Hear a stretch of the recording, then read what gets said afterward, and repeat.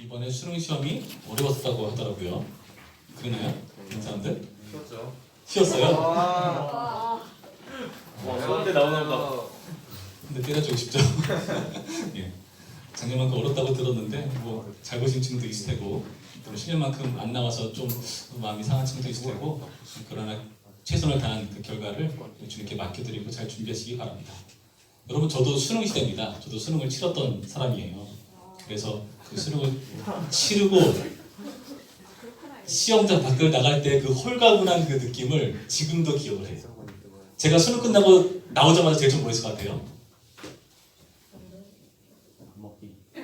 교회 부흥회 갔어요. 맞습니다. 교회 부흥회 갔어요, 진짜로. 부흥성회 중이라서 끝나고 바로 부흥성회를 갔습니다. 여러분도 좀 이렇게 그런 날, 특별한 날보다 더 이렇게 하나님 예배하는 그런 모습이 됐으면 좋겠는데 앞으로 기대해 보겠습니다. 수능이 끝나니까 학교에서 정말 기이한 광경을 제가 목격을 했습니다. 어떤 기이한 광경이냐? 고등학교 제일 위층이 고3들이 있는 층이었어요. 그 층에서 문제지를 한 꾸러미 다 갖다 버립니다. 학교 뒤편에 문제지가 막 이만큼 쌓여 있어요. 다 갖다 버려요. 아무도 오지 않고. 그런데 그 문제지를 줍는 학생들이 있어요. 누굴까요? 후배들이 줍겠죠. 후배들. 그렇죠. 후배들이 와 문제지다. 대체로 보면 앞에는 지저분한데 뒤는 깨끗하지 않은 거죠. 그래서 다 이렇게 취해가고 공부를 열심히 하려고 준비를 하겠죠. 근데 만약에 고3 중에 그 문제지를 줍는다? 그럼 둘 중 하나겠죠. 정신이 나갔거나 아니면은 아무래도 이번 시험 망한 것 같거나 그렇죠. 그런 사람들 중에 한 명일 겁니다. 여러분 그렇게 답답하고 불편했던 그런 것들을 홀가분하게 끝나고 나서 그 기쁨과 감격을 누려야 되는데 이 수능을 치르고 나서 문제를 짓는 사람처럼 앞길이 착잡하고 답답한 그런 사람도 있는 게 사실입니다. 근데 그거는 전체적인 분위기에서 좀 맞지 않는 모습 같기도 하죠.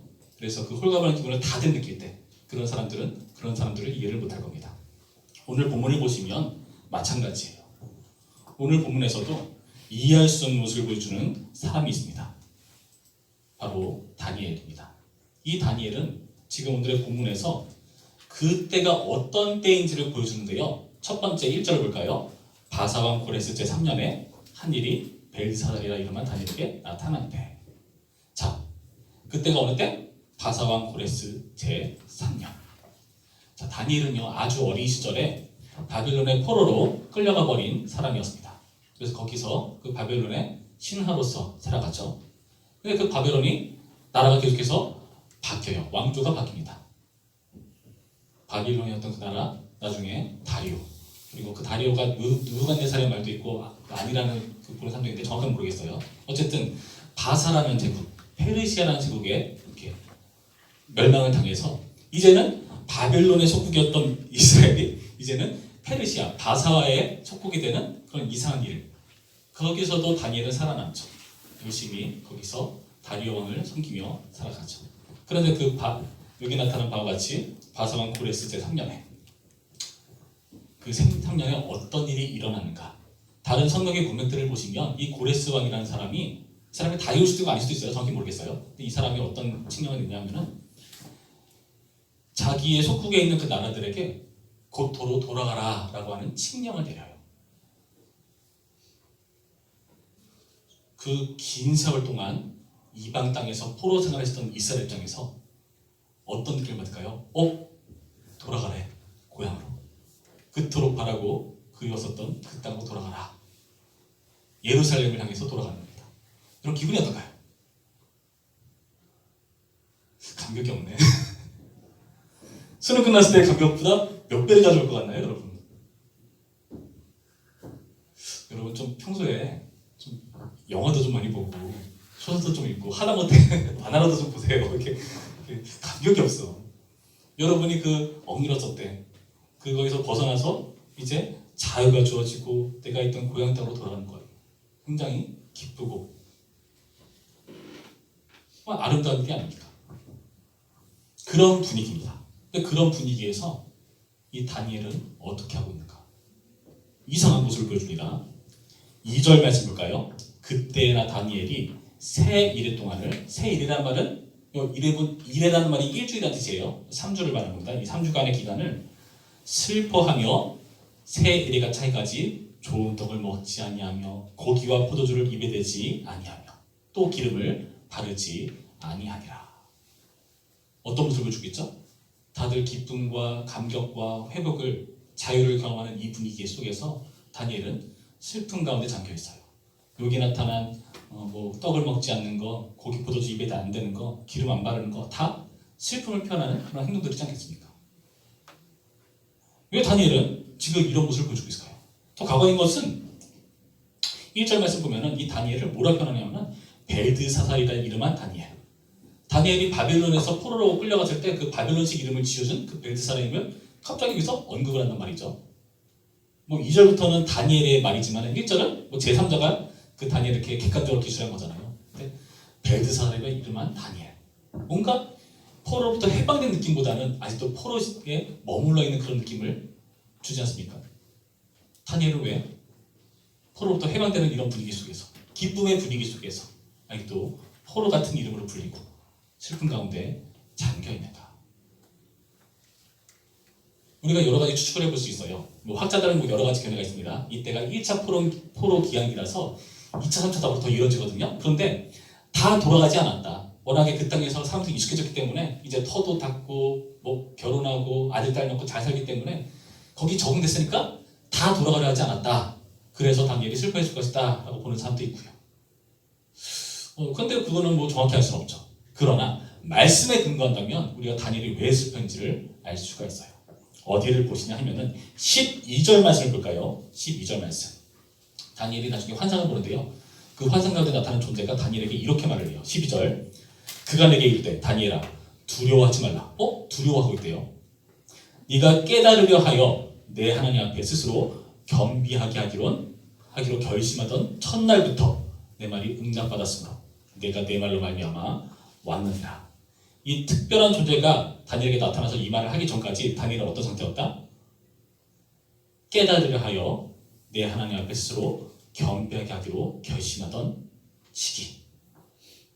요 3주의 시기, 이 새 일이라는 시기는 뭔가를 깨닫기 위해서 슬퍼하고 겸비하던 시기라고 말하는 거예요.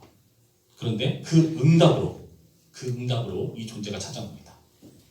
다시 말해서 다니엘은 하나님부터 어떠한 계시를 받고 환상을 받았는데 이거를 깨닫을 수가 없는 거예요.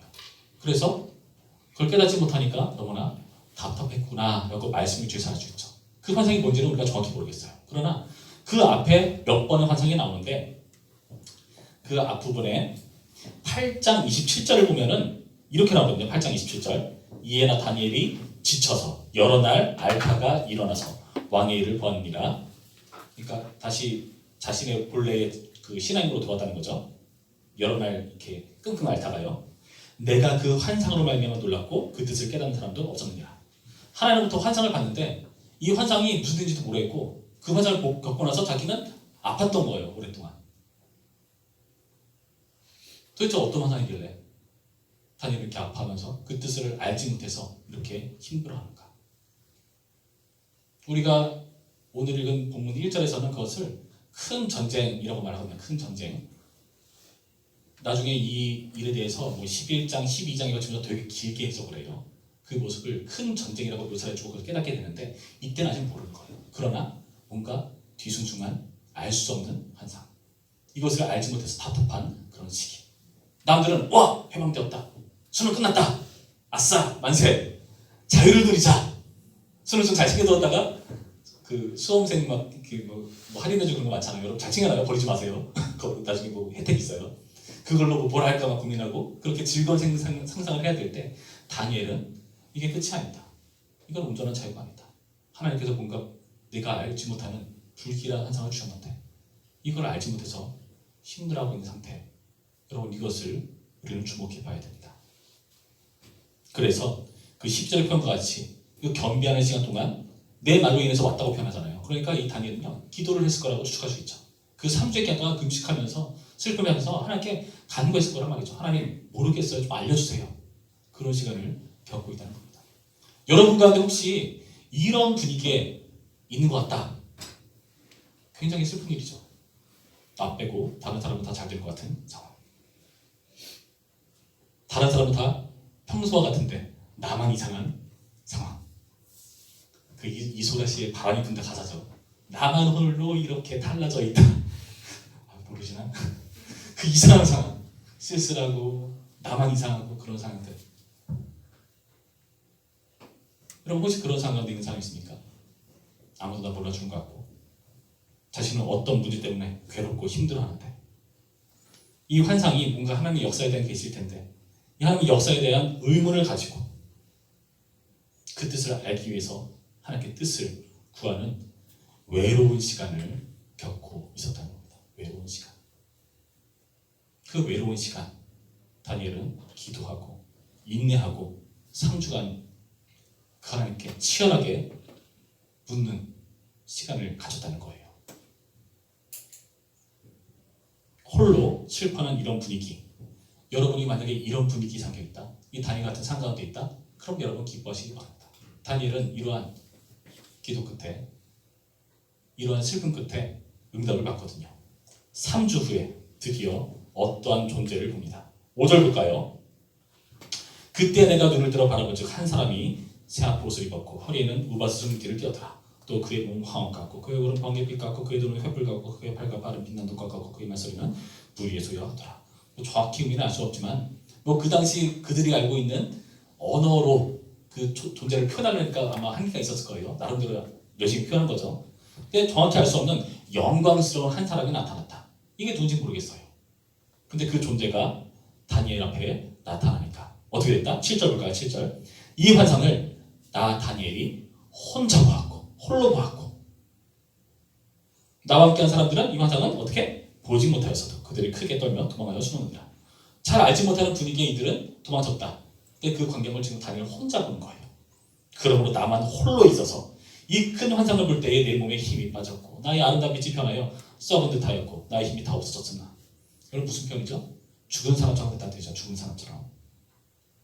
내가 그의 음성을 들었는데 그의 음성을 들을 때에 내가 얼굴을 땅에 대고 깊이 잠들었느니라. 거의 죽었다는 표현이에요. 어떤 존재인지 알 수 없는 천상의 존재가 다니엘 앞에 서니까 다니엘 그 앞에서 정말 죽은 사람처럼 이렇게 무너져 내리는 모습을 봅니다. 혼자 보고 혼자 이러한 과정을 겪는 거예요. 하나님께다 의문을 가지고 나갔을 때 그 하나님의 그 사람이 하나님께서 보낸 사자이건 천사이건 정확히 모르겠지만 하나님 편에서 오는 사람의 그런 거룩한 임재를 맛보았을 때에 이런 두려움을 겪게 되는 겁니다. 여러분 이게 참 괴로운 시간이에요. 하나님 앞에 홀로 서서 하나님께 물으려 할 때에 여러분 하나님을 만나고 하나님 뜻을 헤아리는 그 과정이 사실 고통일 때가 많습니다. 지금 이 사람은요 하나님 앞에 서서 하나님께 묻는 과정이거든요. 하나님은 여러분 어떤 분이세요? 하나님? 여러분이 생각하는 하나님 이미지? 사랑이 많으시고 우리가 하는 거 다 따뜻한 눈으로 바라봐 주시고 여러분 그런 하나님을 생각하신다면 여러분 크게 하나님 오해한 겁니다. 하나님 무시무시한 분이십니다. 자, 감이 안 오시나 보죠? 신명기 5장을 볼까요? 신명기 5장을 보시면 여러분 잘 아시는 10계명 그 계명이 선포될 때의 분위기를 우리한테 알려줘요. 신명기 5장 22절부터 모세가 그 당시를 이렇게 설명해 줍니다. 볼까요? 여호와께서 이 모든 말씀을 산 위 불 가운데 구름 가운데 흠 가운데에서 큰 음성으로 너희 총에 이르신 후에 더 말씀하지 아니하시고 그것을 두 돌판에 서서 내게 주셨느니라. 산이 불에 타며 깜깜한 가운데 나오는 그 소리를 너희가 듣고 너희 지파의 수령과 장로들이 내게 나와 말하되 우리 하나님 여호와께서 그의 영광과 위엄을 우리에게 보이시네. 불 가운데에서 나오는 음성을 우리가 들었고 하나님의 사람과 말씀하시되 그 사람이 생존하는 것을 오늘 우리가 보았나이다. 그런들 뭐라 하냐? 이제 우리가 죽을 까닭이 무엇입니까? 이 큰 불이 우리를 삼킬 것이요 만일 우리가 우리 하나님 여호와의 음성을 다시 들으면 죽을 것이라. 내가 하나님 다시 그 음성을 듣고 그 하나님을 보게 된다면 우리가 죽을 것 같다. 육신을 가진 자로서 우리처럼 살아계신 하나님의 음성이 불 가운데에서 바람을 듣고 생존한 자가 누구니까? 하나님 임자 앞에 살아남은 사람이 없다. 당신은 가까이 나가서 우리 하나님 여호와께서 하시는 말씀을 다 듣고 우리 하나님 여호와께서 당신에게 이르신 것을 다 우리에게 전하소서. 우리가 듣고 해야겠나이다 하였느니라. 그럼 이게 무슨 말이냐면은 모세한테 사람들이 말하는 거예요. 모세, 우리가 그 쩌렁쩌렁 하나님의 큰 음성과 영광을 보니까 너무너무 괴로워. 못 듣겠어. 죽을 것 같아. 모세, 네가 대신 듣고 우리한테 알려줘. 그럼 우리가 그 말을 지킬게. 모세, 당신이 우리를 대표해서 그 말을 듣고 우리에게 알려주면 참 고맙겠어. 부탁하는 말인 거예요. 하나님의 임재가 너무나 두렵고 떨리기 때문입니다. 여러분, 하나님 앞에 선다는 것이 바로 이런 거예요.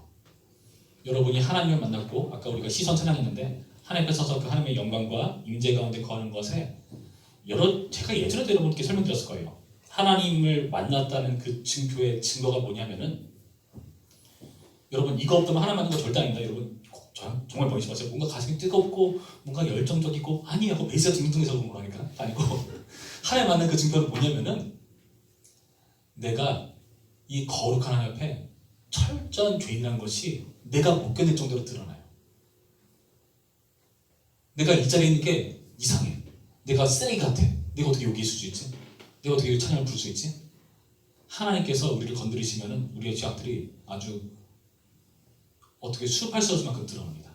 여러분 이 세상에서 일어났던 모든 부흥의 현상들을 보세요. 그 부흥이라는 것은 회개로부터 시작하죠. 죄에 대한 회개.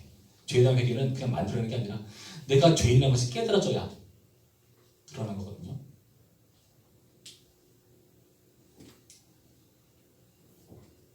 내가 무슨 그렇게 큰 죄를 졌다고 나는 다른 애들에 비해서 그래도 좀 괜찮은 편인데요. 여러분 하나님 맞는 거 아니에요. 다른 사람 볼 여력이 없어요. 하나님 앞에 선 존재는 철저하게 나의 죄인되기 때문에 괴로워합니다. 빛에 가까이 갈수록 그림자가 짙게 드러나듯이 그렇게 그 실체가 드러나는 거예요. 여러분 하나님 앞에 서서 하나님의 뜻을 구하고 하나님의 응답을 받는 과정은 그렇게 괴로운 시절을 지나야 되는 거예요. 그래서 괴롭습니다. 내가 죄인이기 때문에 하나님 앞에 설 수 없죠. 그러니까 어떻게 해야 되죠? 거룩해야 돼요. 그럼 어떻게 해야 되죠? 여러분의 인생 가운데 여러분의 삶을 신경 써야 돼요. 이거 하나님 싫어할 텐데, 이거 하나님 미워할 텐데, 이거 하나님 정말 안 좋아하시는 짓인데 이런 것들이 자꾸 계속해서 신경 쓰이고 거슬리고 그 신경 쓰니까 자유롭나요? 불편하고 답답하고 그런 과정이 가는 거죠. 그랬던 사람이 누구죠? 루터입니다. 루터. 마틴 루터. 근데 그 사람이 복음의 말씀을 듣고 자유케 되죠. 하나님의 임재를 공포로 느끼면서 대신 대리자를 요구하죠. 그래서 모세는 그 역할을 대신합니다.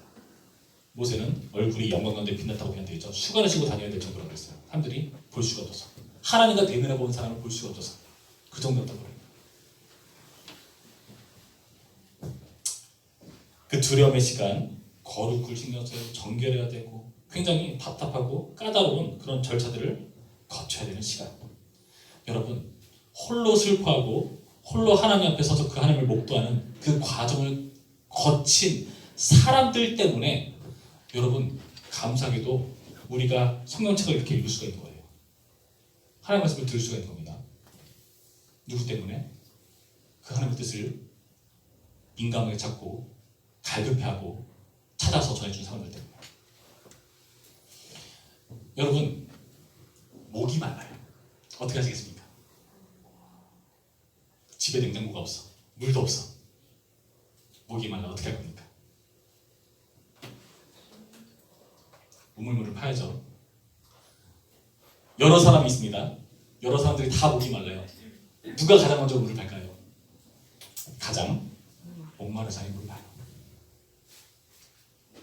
여러분 그런 사람이 자신의 갈증과 목마름으로 하나님을 찾는 사람이 하나님의 뜻을 그 두렵고 고통스러운 시간을 통과하면서 받게 되는 겁니다. 여러분 그 사람들의 덕을 우리가 보는 거예요. 하나님 영광스럽고 거룩한 분이잖아요. 그래서 어떻게 되었죠? 말씀이 주신대요. 우리 가운데 거셨다. 예수님께서 오셨죠. 그래서 우리가 하나님을 눈으로 보고 보혜사님께서 우리와 함께 하시고 우리 가운데 역사하셔서 우리가 신앙이라는 걸 갖게 되었고 말씀을 공부할 수 있게 되었고 성경을 이렇게 쉽게 접하게 되었습니다. 여러분은 지금 10여 년을 살아왔잖아요. 그렇죠? 여러분 지금까지 살아오면서 여러분이 잘해가지고 여기까지 온 게 아니잖아요. 여러분 누군가의 도움을 받았고 누군가의 보상을 받았고 누군가의 가르침을 받아왔습니다. 근데 그 사람도 똑같이 여러분들처럼 답답한 시절을 겪어봤어요. 여러분, 그 결과가 지금의 우리를 만든 거예요. 제가 예전에 교사를 처음 시작할 때 어떻게 교사를 시작하게 되었는가? 중고등부를 딱 졸업하고 나서 청년부에 올라갔습니다. 열심히 청년부 활동을 막 했어요. 근데 어떤 누님이 다가오시더라고요. 석현아, 왜? 너 교사 한번 해볼래?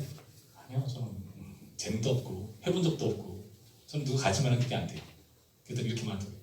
야, 맞아, 맞는 말이야. 그런데 말이야, 곰곰이 생각해보면 우리도 다 처음에 그랬는데 누군가 우리를 도와주고 가르쳐줘서 우리가 이 자리인 거 아니겠니? 그러니까 우리가 그렇게 은혜를 받았으니까 우리 후배들에게도 그렇게 하는 것이 맞지 않을까? 저는 그 말에 혹해가지고 초등부에 들어갔습니다. 초등부 교사를 했어요. 여러분, 수능 때 청년부로부터 초콜릿을 얻어먹은 사람들 청년부에 충성하셔야 됩니다. 그런 식으로 넘어가는 거예요. 여러분과 또 어떤 분들은 중고등부 교사로 섬겨주는 분도 있었으면 좋겠어요. 그렇게 되는 거예요. 그런데 그 자격이 뭐냐? 먼저 그 치열하고 답답한 과정을 경험한 사람들이 그것을 도와줄 수가 있는 거예요. 여러분, 선생의 뜻이 뭔지 알아요? 선생? 요즘은 선생이라는 이름이 되게 부정적으로 쓰는 것 같은데 여러분, 선생의 원래 의미가 뭔지 아세요? 선생? 한자로 무슨 뜻이죠? 선? 먼저 태어난 사람. 네, 먼저 선. 생은? 날생. 예, 먼저 살아낸 사람이라는 뜻이에요.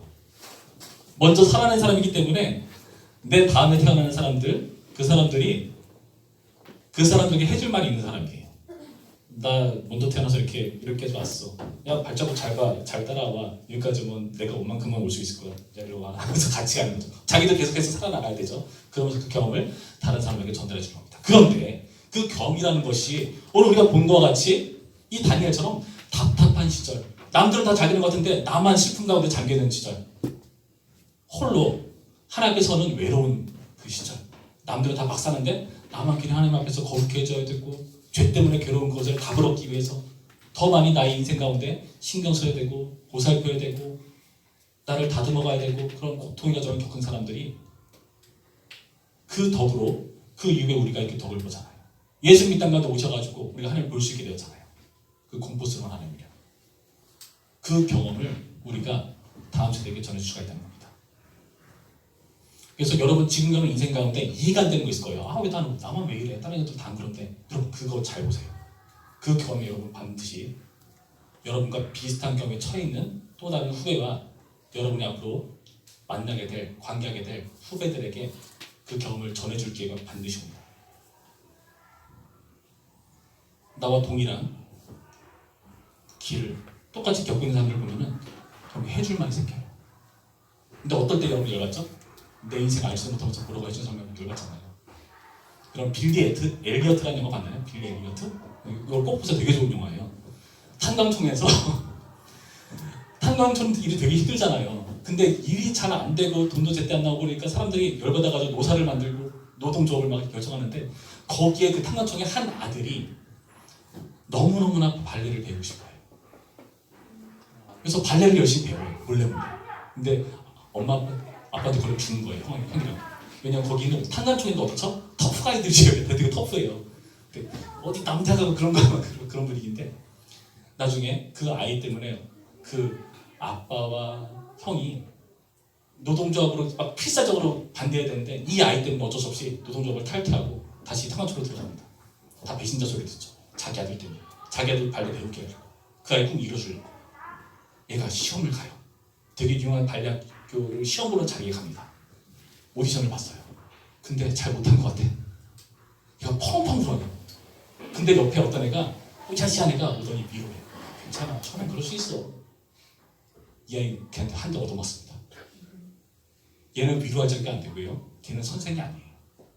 얘의 그 치열한 삶을 모르는 애예요. 자기는 뭐 여러 기회가 있으면 얘는 그 인생 다 한 번 있을 수밖에 없어요. 여기서 막 망하는 거예요. 그 앞에서 섣불리 위로한다, 선생질한다, 얻어맞을 수 있습니다. 그리고 선생은 그렇게 된 겁니다. 여러분, 선생이 되는 과정 가운데 여러분 있는 겁니다. 여러분 지금 답답하고 이해 안 되는 그 현실이 있잖아요. 그거 다 써먹을 일이 있을 거예요.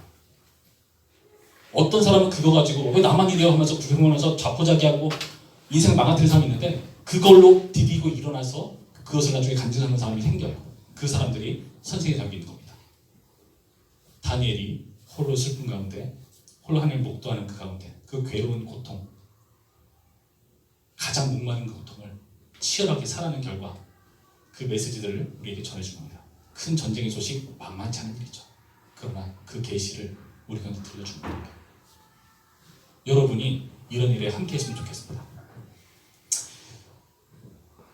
그런데 이렇게 정성들인 이 놀라운 하나님의 말씀을 우리는 너무나 쉽게 여길 때가 많아요.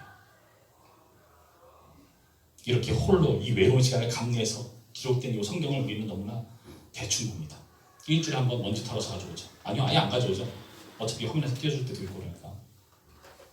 그런데요, 이것은 정말 목숨 걸고 지켜낸 하나님의 말씀, 우리 간에 찾아온 만만치 않은 과정을 갖고 우리 간에 찾아오더라는 것을 명심하시기 바라요.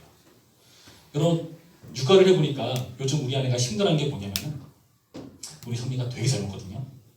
잘 먹게 생겼잖아요. 되게 잘 먹는데 예. 요즘 들어 좀 안 먹을 때가 있어. 또 그게 그렇게 속상하대요. 열심히 얘가 영양소가 뭐가 들어가야 되고 막 고민하고 남들은 이렇게 짜먹는 거 쉬고 이렇게 사오지만은 가급적이면 자기가 해보려고 하면서 열심히 만들었는데 안 먹어. 저는 제가 엄마 입장을 잘 몰라가지고 저 같으면 되게 열받아서 막 한 대 때리고 싶은 것 같아요. 근데 우리 아내는 천사 같아가지고 속상하대요. 그게 천사 가서 저는 열받을 것 같은데 애한테 옷을 입혀야 돼요. 자, 뭐 입자. 한쪽 다리에 바지를 넣었어요. 자, 성공했어. 자, 이쪽 다리 느니까 반대쪽 다리 발을 빼요. 여러분 그때의 그 열받은 거 여러분 아세요? 저는 한 명도 여기 지금 2명을 키운다? 3명을 키운다? 대단한 분들이다. 진짜 선생님들이시다 생각하십니다. 여러분 그런 분들이 여러분을 케어하시는 선생님들이세요. 여러분 존경의 박수 보내야 됩니다. 어디 봤냐? 선생님 누구야 거기? 여러분 이런 선생이 여러분 돼가셔야 됩니다. 여러분의 인생 혼자 느끼는 외로움, 나만 겪는 같은 고통, 남들은 안 해줄 것 같은데 나만 좀 특별해 보이는, 나만 좀 이상해 보이는 그런 경험들, 여러분 그거 여러분 선생 되기 위한 과정이고 반드시 누군가 전해줄 기회가 옵니다. 여러분 그 마음을 잘 가지셔서 그 경험을 소중히 여기시기 바랍니다. 거인들의 어깨 위에 선다는 말이 있죠. 우리는 지금까지의 역사를 보면 수많은 거인들이 있었습니다. 그들이 일궈놓은 문화와 철학과 역사와 과학과 등등 여러 가지 발전한 역사들이 있습니다. 오늘날 우리는요, 그 거인의 어깨 위에 있어서 또 다른 점을 바라보죠. 옛날 사람은 우리보다 무식해서 절대 그렇잖아요. 그분들도 뛰어난 분들이었습니다. 그분들의 어깨 위에 섰기 때문에 우리가 그만해졌다고 착각하는 거죠. 우리 위에 어깨 위에 또 다른 사람이 올라와야 됩니다. 그런 식으로 여러분의 경험을 선생의 길로 아름답게 만들어 가시길 주님의 이름으로 축원합니다. 한번 기도하시죠. 하나님, 오늘의 말씀을 통해서 왜 나만 홀로 슬픈 것 같고 왜 나만 홀로 경험하는 특별한 이와 같은 이런 답답한 순간들을 이해해 주게 되었습니다. 주님, 이러한 순간에 우리에게 허락하신 이 경험들을 나의 괴로움으로 탓하지 않고 감사거리 여기게 하시고 선생되기 위한 과정으로 여길 수 있도록 인도하여 주셔서 추수감사주일에 돌아보면은 우리가 엄밀하게 억지로 쥐어짜지 않는 이상 사실 우리는 쉽게 감사거리가 떠오르지 않습니다. 그러나 주님, 오늘날 우리를 인도해 오신 그 모든 것으로 인해 감사하게 하시고 우리를 선생으로 이끌어 가실 것에 대해 감사할 수 있도록 인도하여 주시옵소서. 우리 함께 기도합니다. 기도합시다. 좋으신 하나님 감사드립니다. 주님 도우시고 역사해 주시옵소서. 하나님, 가장 목마른 자가 물을 팝니다. 그리고 그 자가 그 물을 마시고 그 물이 얼마나 시원하고 우리의 갈증을 해결하는지를 압니다. 그 시원함을 또 다른 목마른 자들에게 전할 수 있는 선생으로서 자격이 있습니다. 주여, 우리의 갈증, 우리의 목마름, 우리의 답답한 이 산출하는 시간, 이 고난의 시간을 이겨낼 수 있도록 인도하여 주시옵소서. 우리에게 응답을 주시려고 역사하시는 하나님, 그 응답에게 우리가 더 많이 배우게 하여 주시옵소서. 우리의 작은 경험들을 사용하셔서 주님의 놀라운 큰 역사를 이루어질 수 있도록 인도하여 주시옵소서. 주님, 우리가 어찌 거룩하신 하나님을 알게 되었습니까? 주님, 우리가 어떻게 영광스러운 주님을 이해할 수 있게 되었습니까? 예수님의 성육신 때문에 가는 줄로 믿고 우리 또한 그 놀라운 성신의 길을, 선세의 길을 걷고자 하오니 주여 붙들어 주시고 역사하셔서 나의 경험을 통해 또 다른 누군가에게 선생으로서의 가르침을 기회를 줄 수 있도록 역사하시고 함께하여 주시옵소서. 좋으신 하나님 감사드립니다. 오늘의 말씀을 통해서 우리가 선생이 되기를 다짐해봅니다. 먼저 살아내는 그 외로움과 슬픔과 걱정과 두려움이 있지만 그 모든 공포를 주님께서 주시는 놀라운 경험과 아름다움으로 승화될 것을 기대하며 나아가오니 주여 우리를 가르치시고 인도하시고 용기를 주시고 고요새까지 늘 우리와 동행하여 주시옵소서.